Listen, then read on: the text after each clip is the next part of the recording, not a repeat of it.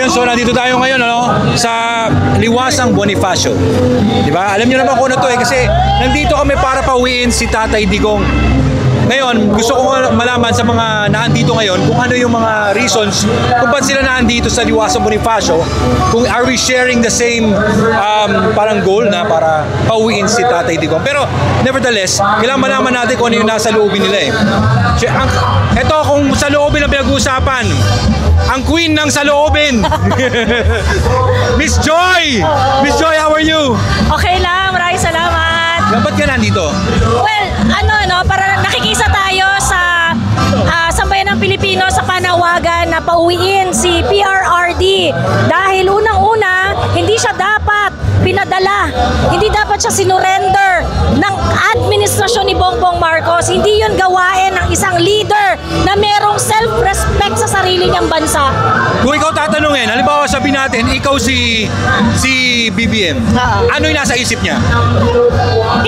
Hindi ko alam, hindi ko siya magigets kasi hindi naman ako addict Oo. Hindi ako nag-drugs kahit kailan. So hindi ko siya maintindihan. Ayan, so kita nyo na, merong maraming nasa isipan ng mga nandito ngayon. Kaya ang sarap talaga tanungin sila lahat. Maraming salamat, Miss Joy. Meron ka ba bang last words para sa ating mga kapatid na nanonood ngayon? Sa lahat ng mga Dutertista dyan, alam nyo po, napakatagal ng panahon na lagi na lang si PRRD ang nagiging bayani natin, ang nagiging hero natin, ang nagbibigay ng inspirasyon sa lahat ng Pilipino. It's time to do your share. Go out at ipaalam natin dito sa gobyerno ni Bangag na we want PRRD home now! Yun! Hindi lang talaga puro mga kilala ninyong mga personalities ang nandito, di ba? Marami pa ang nandito. So, maganda talaga kung lahat ng klase ng mga kababayan natin na nandito at tanungin natin. Tara! Ito. Ma'am, what's your name? Warlita. Taga saan mo kayo? Paranaque. Bakit po kayo nandito? Siyempre, mahal na mahal ko si Tatay Digong, kaya andito ako, susuporta ako.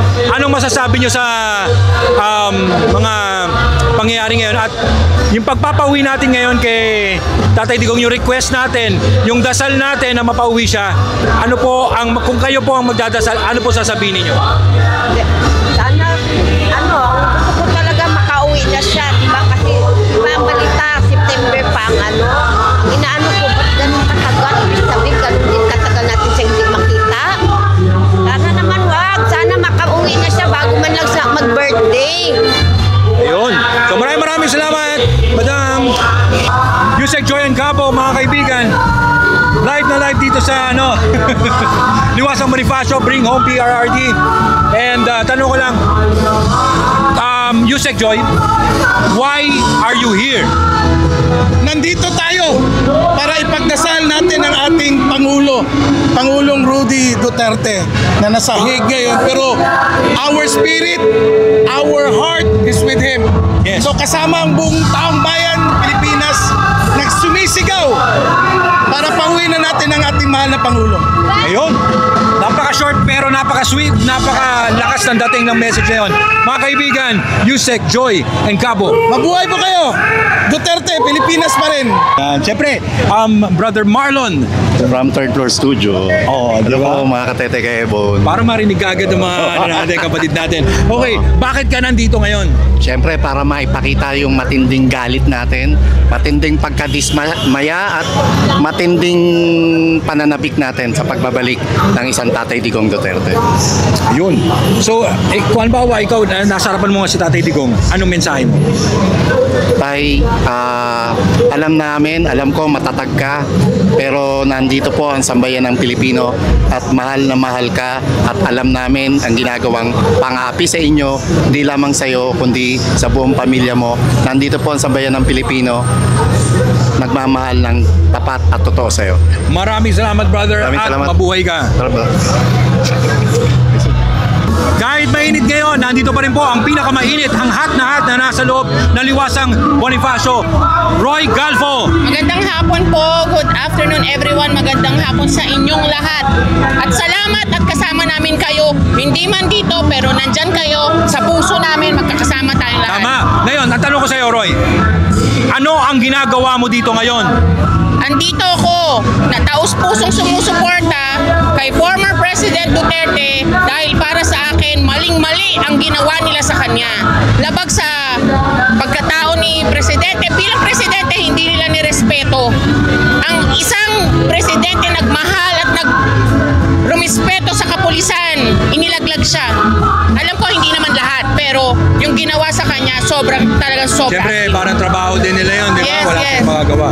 Yes, Yun. ayun. At ang dasal natin ngayon is to bring him home. Hindi lang yun. I want him to be back home, healthy, strong. Dahil nakita ko sa interview nung nagpakilala Yeah. siya, nahirapan siya. Alam ko na may kaba. Kahit na matapang siya, nasa ibang lugar siya lang mag-isa.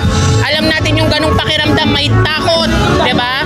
Kaya pinapanalangin ko, maibalik siya sa lalong madaling panahon ng buhay, malakas at lumalaban.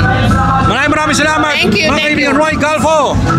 Sen Greco Belica, of course. Senator na kagad para advance na ako. Sen, question ko lang. Why are you here? You know, we're here because we love our country and we love the president. Yung ginawa nila kay Digong, ginawa nila sa ating lahat yon.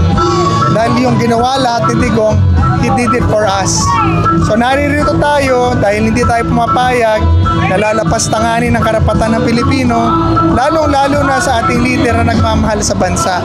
Naririto tayo para gawin ng tama, huwag pasupil, hindi nagpapatakot, pinaglalaban na ating kalayaan. Kaya mga kababayan, ngayon ang pagkakataon na manindigan at magsama-sama. Pagsama-sama tayo muli para palakasin ang loob ng isa't isa at paltan na ang mga abusado at corrupt sa gobyerno. Inayos na natin, binalik na naman nila ang kalokohan, binalik na naman ang droga, binalik ang korupsyon. Ngayong eleksyon, pantay. Bawian natin sila at alisin natin silang lahat. Lahat ng mga ini-endorso ng Pangulong Duterte. Kung gusto nyo makabawi, suportahan nyo pong lahat. Yung mga senador ng Pangulong Duterte, iboto nyo po yan para hindi ma-impeach si VP Sara. Kung hindi, yayariin si VP Sara. Tapos, bumoto, mangampanya at magbantay ng boto. At pag dinaya nila tayo, magkikilos tayo at magsasama-sama. Buuin po natin ating sarili at magsama-sama muli. Maraming salamat, Sen Greco, at mabuhay ka.